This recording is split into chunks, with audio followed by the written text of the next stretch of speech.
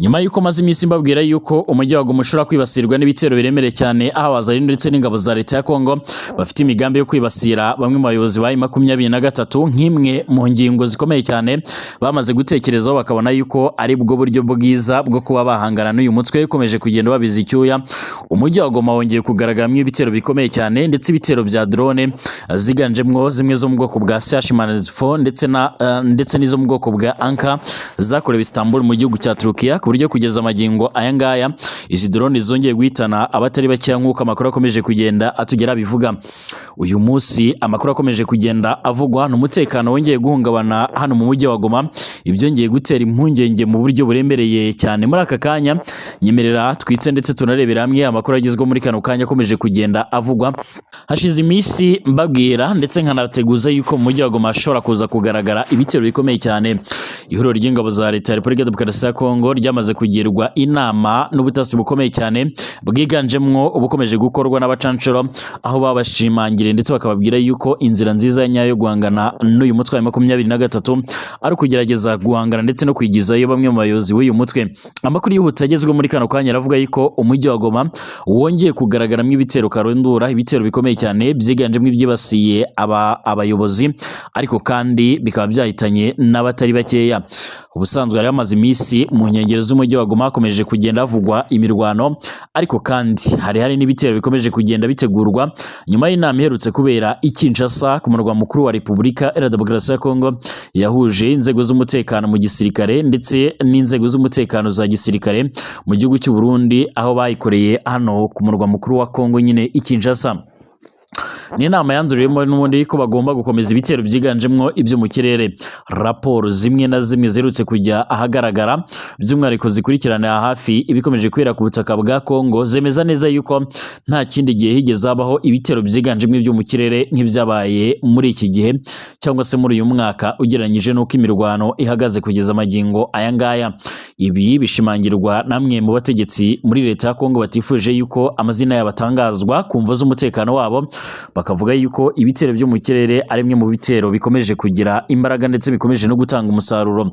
Muri kerera rwo kuri uyu wa gatatu tariki ya 11 Werurwe 2026 ingabo za leta ya Repubulika Demokarasi ya Kongo zagabye igitero cya drone mu mujyi wa Goma cyiciyemwo rero abarimwe umukozi w'ishami ry'umuryango w'abibumbye ryita ku bana UNICEF nk'uko bigaragara. Nyuma y'uko iki gitero ubundi cyari kigambiriye guhitana amwe mu bayobozi ba 23 nk'uko rero bizwi cyangwa se byakomeje kugenda bigaragaza neza yuko uyu mujyi wa Goma ubarizwamo ibikorwa byinshi bya 23 byiganjemwo aho hari n'abayobozi bamwe na bamwe. Amakuru y'iki gitero kandi yemejwe n'umutwe wa 23 ugenzura uriya mujyi guhera mu mpera by'umwaka w'ukwezi kwa mbere umwaka ushize 2026 biciye muri Bwana Lawrence Kanyuka uvugiriye umutwe mu bya politike. Bwana Lawrence Kanyuka rero yagize ati muri iki gitondo umujyi wa Goma wagabweho igitero cy'iterabwoba cyakozwe na drone y'ubutegetsi bwa Perezida Felix Tshisekedi Chilombo maze kibasira umuryango w'abibumbye ndetse n'ubumwe bw'Uburayi nk'uko bigaragara. Yakomeje avuga ko kandi muhahitanwe na kiriya gitero harimo Umufaransakazi wakoreraga UNICEF ishami ry'umuryango w'abibumbye ryita ku bana nyina UNICEF. Yagize ati mu baguye muri iki gitero kandi harimo uwitwa Karine umukozi ukomeye cyane kandi wubashywe wa UNICEF akaba n'Umufaransakazi akaba yatakarije ubuzima muri iki gikorwa cy'ubugome. Amakuru y'ibanze avuga ko kandi abantu batatu aribo biciye muri kino gitero karundura cyari igitero giteye ubwoba. Ni igitero bivuga ko kandi cyari kigambiriye abayobozi b'umutwe wa 23 bakekwa ko bari mu nyubako yarashweho mu buryo budasanzwe nk'uko bigaragara. Amafoto ya 23 yashyize hanze yerekana iyo nyubako yahiye ndetse gahinduka umuyonga. Kuri ubu rero ntacyo leta ya Kongo Kinshasa iravuga kuri kiriya gitero. Ni igitero by'umwihariko icyakora gikurikira ikindi cyo cyabaye rero mu kwezi gushize cyiciyemwo rero abarimwo Lieutenant Colonel Wiringoma usanzwe by'umwihariko cyangwa se wahoze ari umuvugizi wa 23 mu bya gisirikare nk'uko bitangazwa. Mu magambo makeya, amakuru akomeje kugenda ashyirwa ahagaragara yerekana neza ko uruhande rwa leta ya Kongo rukomeje gushyira imbaraga zidasanzwe mu kugerageza guhangana n'umutwe wa 23, ariko kandi bakaba bakomeje kugenda bagerageza guhangana n'abayobozi ba 23 nk'uko bikomeje kugenda bigaragara. Ibi byerekana ndetse bikagaragaza neza yuko uru ruhande rukomeje kugenda rushyira imbaraga zidasanzwe mu guhangana n'ibi bitero nk'uko amakuru akomeje kugenda atugera bivuga, cyangwa se nk'uko bikomeje kugenda abigaragara. Nkomereze mu bindi bikomeje kugenda bigaragara ku butaka bwa Kongo. Abatuye mu mudugudu wa Buramba muri groupema ya Binza, sheferi ya Rwisha muri teritwari ya Rucuro bakomeje gutaka bivovotera umutekano muke ukomeje guterwa n'inyeshyamba z'Abazalendo ndetse na FDLR zikomeje kugenda zibahohotera. Biravuga ko abahohoterwa kenshi by'umwihariko bashinzwa gukorana na 23. Amakuru amwe avuga ko imitwe y'inyeshyamba ibarizwa mu bihuru byegereye Buramba ariyo by'umwihariko ihungabanya umutekano. Inyeshyamba z'Abazalendo ndetse na FDLR nizo zitukomeje gutungwa agatoki hejuru yo gucengera kandi mu baturage mu masaha y'ijoro, nk'uko rero tubikesha ibitangazamakuru bikomeye cyane birimo nka Media Congo Akadomoneti cyangwa se Kivu Morning Post.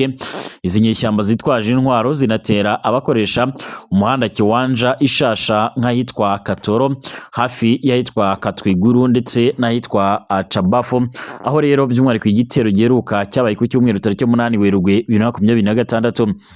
Umwe mu baturage utifuje ko amazina ye atangazwa ku mpamvu z'umutekano yagize ati, hano iwacu byabaye akamenyero by'umwihariko gusahura ndetse no gushimuta by'umwihariko bikorwa n'abantu bitwaje intwaro bawazana ndetse n'aba FDLR baracyari hafi y'umudugudu wacu.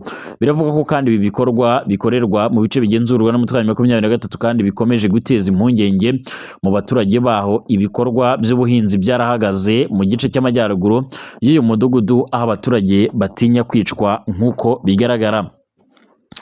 Umutekano ku butaka bwa Kongo ukomeje by'umwihariko kuzamba mu buryo budasanzwe, aho kugeza ubu ngubu benshi bakomeje kugenda bashimangira ndetse bakanagaragaza neza yuko izi ntambara zikomeje kugenda ziba ari zimwe mu zikomeje kugenda zangiza ibitari bikeya.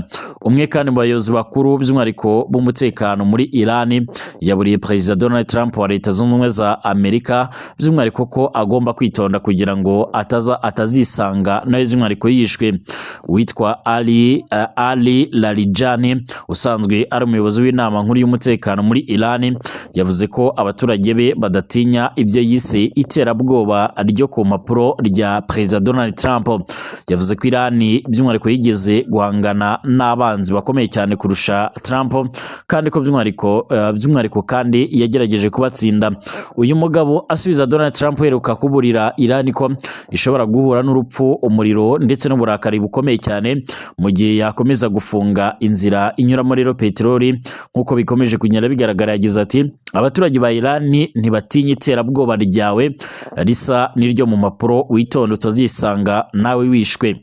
Aya ni amagambo akomeye cyane bigaragaza neza ko Iran nka kimwe mu bihugu bikomeye cyane nta muntu n'umwe kugeza amagingo aya ngaya uzi intwari ishobora kubibitsa cyangwa se by'umwihariko iziganjemo iz'ubumara zo mu bwoko bwa nucleaire yaba ifite.